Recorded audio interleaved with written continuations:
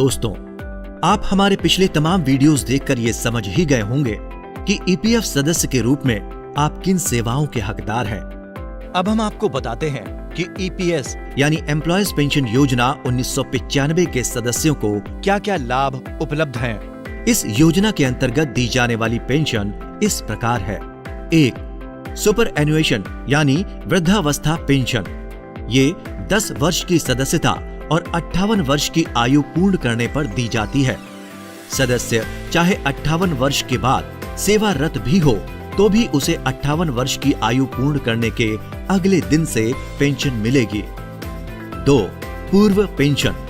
यदि सदस्य 10 वर्ष की सदस्यता के पश्चात नौकरी छोड़ देता है और किसी भी ऐसे प्रतिष्ठान में काम नहीं करता है जहां ईपीएफ अधिनियम लागू है, तो वह 50 वर्ष की आयु पूर्ण करने के बाद पूर्व पेंशन यानी घटी दरों पर पेंशन ले सकता है अथवा 58 वर्ष की आयु तक प्रतीक्षा करके पूर्ण पेंशन ले सकता है। यदि सदस्य पूर्व पेंशन लेना चाहता है तो 58 वर्ष की आयु होने में जितने वर्ष कम होंगे, प्रत्येक वर्ष के लिए 4% की दर से पेंशन घट जाएगी। आइए इसे एक उदाहरण से समझते हैं।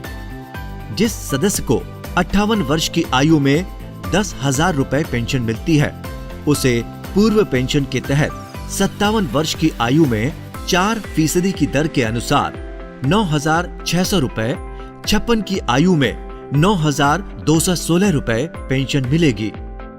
3.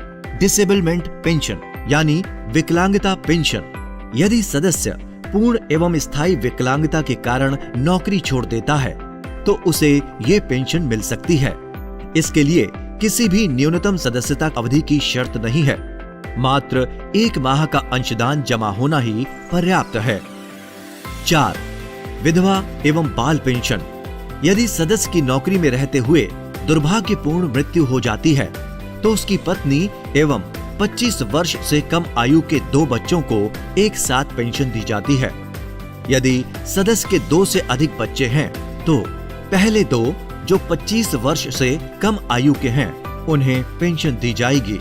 बड़ा बच्चा जब 25 का हो जाएगा तो उसकी पेंशन बंद हो जाएगी और तीसरे की पेंशन शुरू हो जाएगी। इस प्रकार यही क्रम चलता रहेगा जब तक सभी बच्चे 25 वर्ष की आयु पूर्ण नहीं कर लेते हैं। इस पेंशन के लिए भी सदस्य का 1 माह का अंशदान जमा होना ही पर्याप्त है। और हाँ, यदि कोई बच्चा पूर्ण विकलांग है तो उसे जीवन पर्यंत पेंशन दी जाती है। 5. अनाथ पेंशन। यदि सदस्य की मृत्यु हो जाए और उसकी पत्नी भी जीवित ना हो, केवल बच्चे हों, तो 25 वर्ष से कम आयु के 2 बच्चों को एक साथ पेंशन दी जाएगी।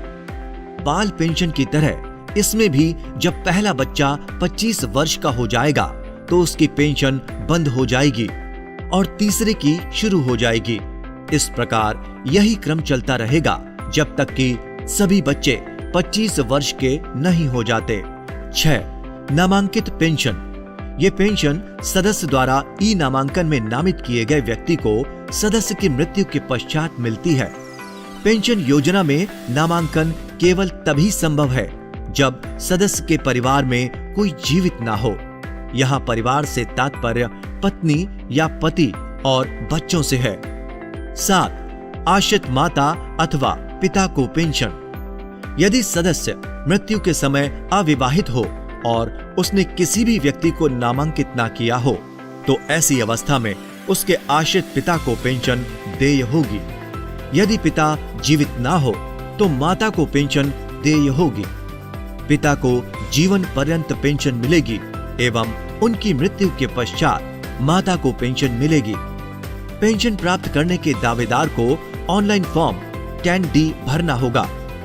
फॉर्म 10D कैसे भरा जाएगा ये हम आपको अगले वीडियो में बताएंगे।